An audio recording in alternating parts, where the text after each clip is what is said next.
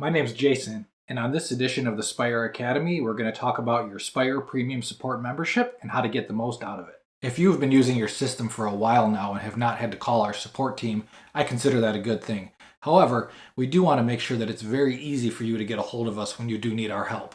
Remember that your premium support membership comes with 24/7 support, 365 days a year.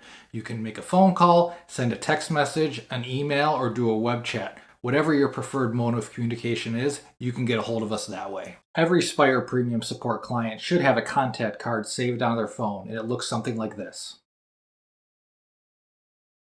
If you don't have that contact card saved to your phone yet, please reach out to me at the email address below, and I'll make sure to get that sent over to you right away. Again, this is the quickest and easiest way to get a hold of us. After contacting Premium Support, you're going to begin interacting with one of our remote technicians right away.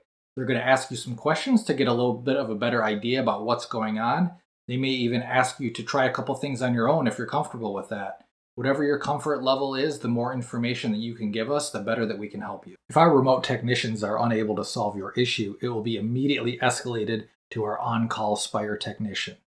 If, after further troubleshooting, it is deemed that we need to make a visit out to the house, you have that option. Premium Support members have access to our after-hours on-call technicians, and remember, only Spire employees will ever come to your home. If a situation arises and you'd like to troubleshoot some items on your own, remember that Premium Support comes with access to the Oversee Home app. This app, which should have been set up on your phone already, gives you access to some simple things like rebooting a cable box or rebooting an Apple TV, which are some of the most common things that we come across. If you don't have this app set up on your phone yet, please email me at the address below and we will make sure that that happens.